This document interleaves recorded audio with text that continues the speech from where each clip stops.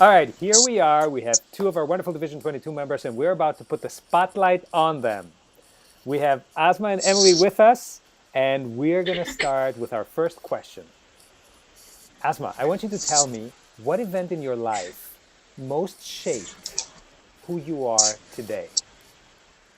So for me, it has really been a lot of my independent travels. I feel like through that experience, I've had a lot of time to self-reflect and grow, just kind of put things into perspective in my lifetime or over the course of my lifetime. So, I mean, just anywhere that I tend to go, it gives me the opportunity to have some of that self-reflection and professional growth, personal growth.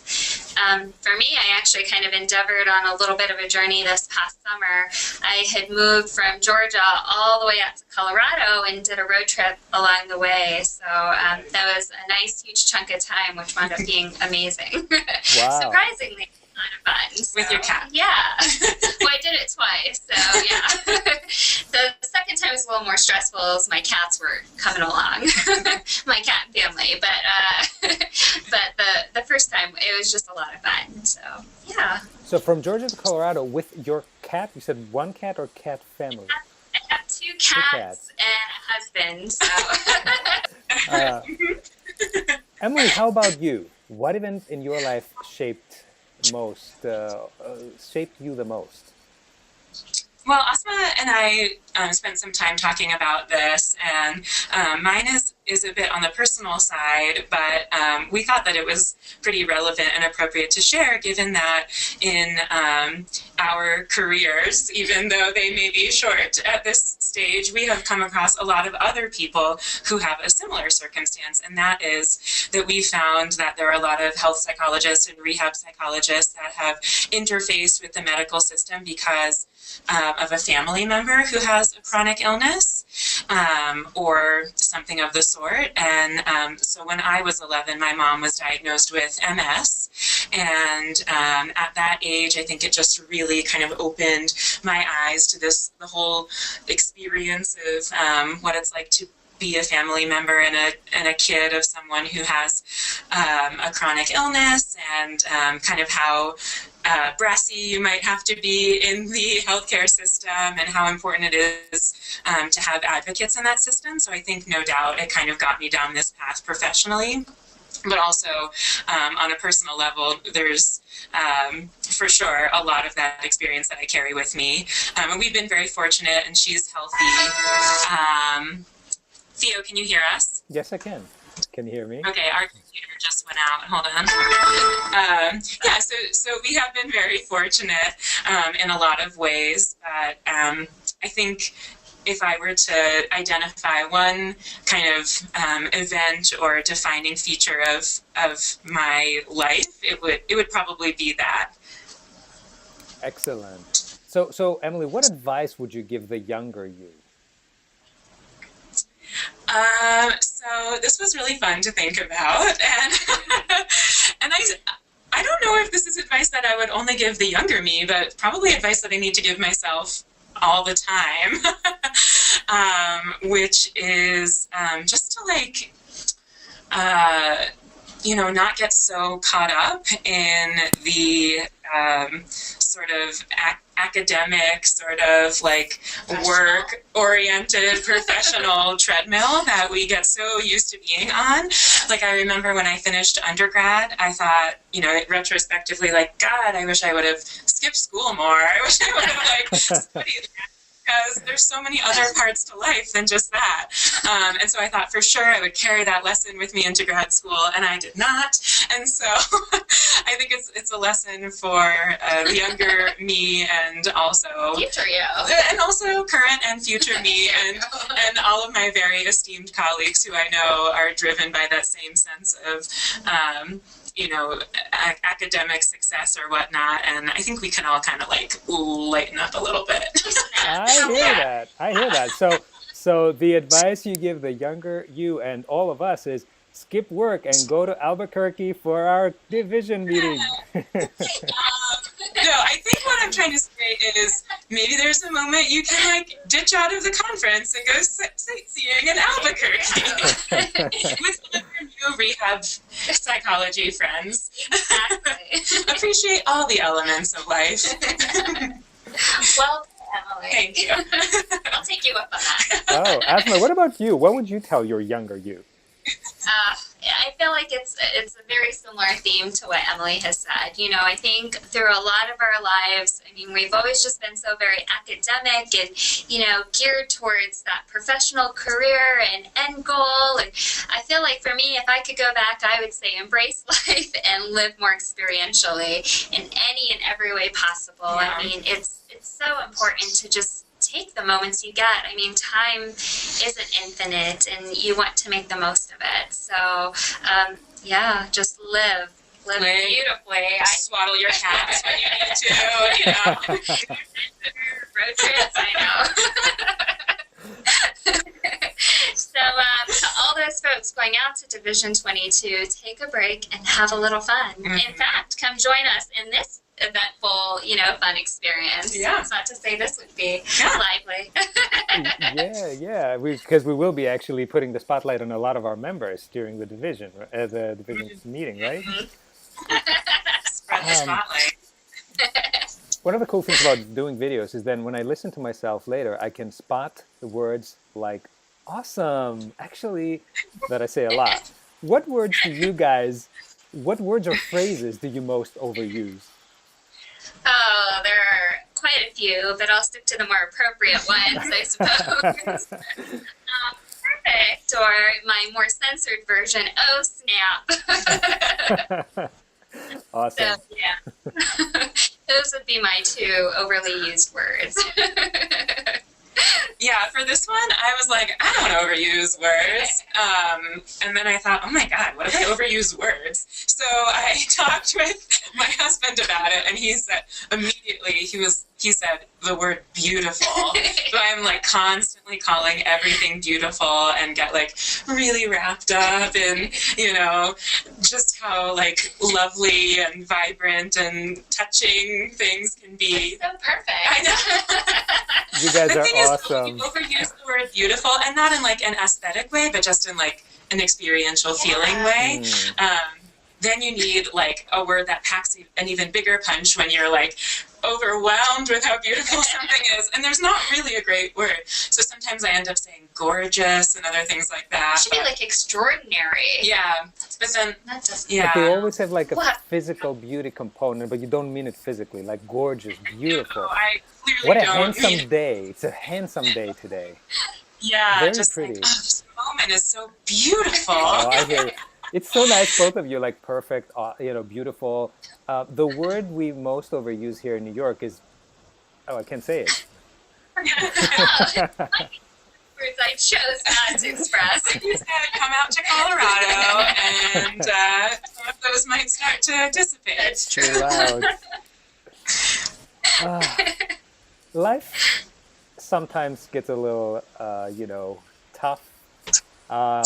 And we start questioning and doubting ourselves. What do you guys say to yourselves when you doubt yourselves? Emily, let me start with you. Oh yeah, okay. Okay, so this happens all day, every day. So for all my, you know, for all the people out there, you're not the only one who finds yourself doubting yourself regularly. Some of that I think is healthy, right? Like especially as early career psychologists, I think a little dose of that can kind of keep us growing, keep us learning. I think it gives us that drive and motivation. Yeah. Yeah, that's motivation.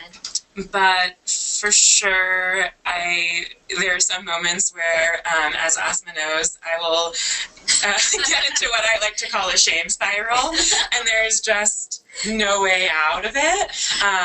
You just have to Internally, reel her back in. yes, and so for me, I heavily rely on the people in my life that I'm very fortunate to have, like family and friends.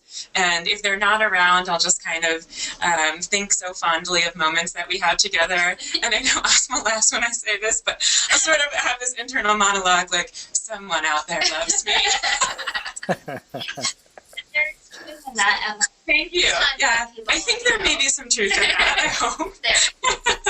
But it does. It's working already. So, yeah, it does do wonders just to remember that there are spaces and there are people with whom you feel like you can just totally be yourself, even if you feel a little bit out of sorts the rest of the time.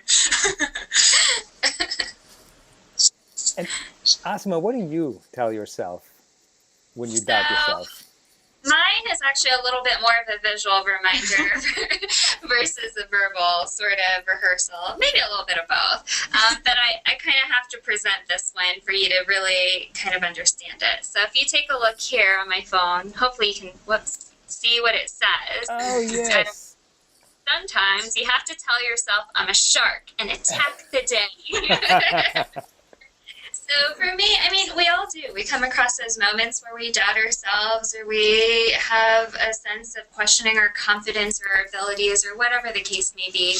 I think something like this gives me kind of that, that strength, that reminder that things are hard, but, sometimes you just take it on, head on, see what happens. And, I agree with what Emily says, like reaching out to social support can be so helpful, right? I mean, there are people in this world who love us and will remind us about all the amazing qualities that we possess and have. And I mean, in addition to my little visual meme here, take advantage of that. There's so many amazing reminders that can help bring us back down and check in to reel us in. So, Yeah. So what I hear both of you say is that... Yeah, shark joke. Get it? So what I hear both of you say is that self-doubt is normal. Doubting ourselves is part of our every day. And it's just how we come down from it, how we remind ourselves that we're not alone, other people feel the same way, and sometimes we just got to be the sharks in our lives is how to get past it.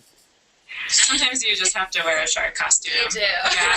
Gives you that mental strength of, I can get through this challenge. Yeah, I like that. Shark streamlined. Everything is like smooth and perfect.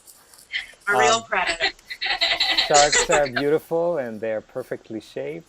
They're awesome. Yeah, beautiful creatures. Oh, snap. So, I know you guys have a wealth of knowledge. You probably read tons of books, especially, being educated the way you are. What book? What book? There you go. Yeah. So I would like to know, what book would you tell everyone to read? So for me, I would tell folks to read The Little Prince. It's a book I actually read as a child and then a couple times later in life as well too. And I think there's a lot of really deep meaning that you can take away from this book at any age that you really go back and read it. I mean, it's deep in the sense that it reminds you of connectedness. It talks about searching for meaning, purpose. Adventure. Yes, adventure, which I love so much.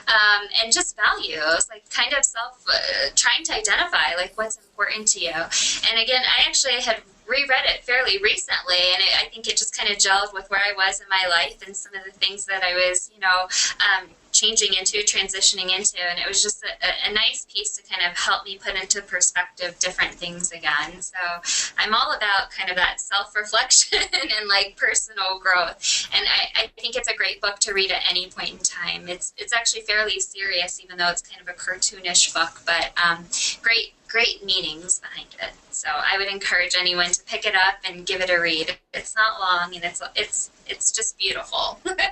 Well put. It is. It's The a Little beautiful book. Prince. Is that by Antoine Saint-Exupéry, right?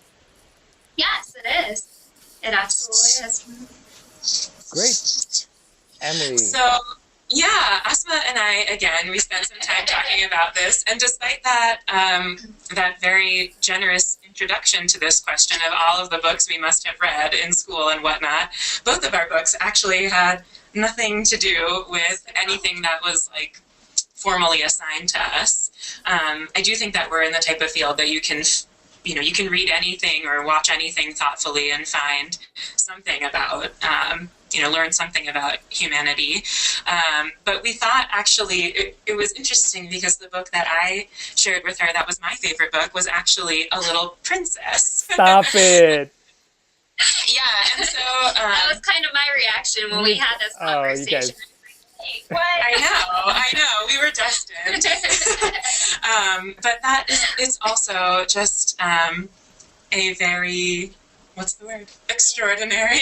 Yeah, beautiful. Yeah, it is. It's also kind of a simple story, but about a young girl who kind of loses touch with her family No after spoilers. the war, and no spoilers. So hilarity ensues. Just kidding. It is very touching, and It is. It's a very. it is touching book. just let me say it. It's just beautiful. I think it also really embodies something that every person, but maybe especially every young girl, I think, should have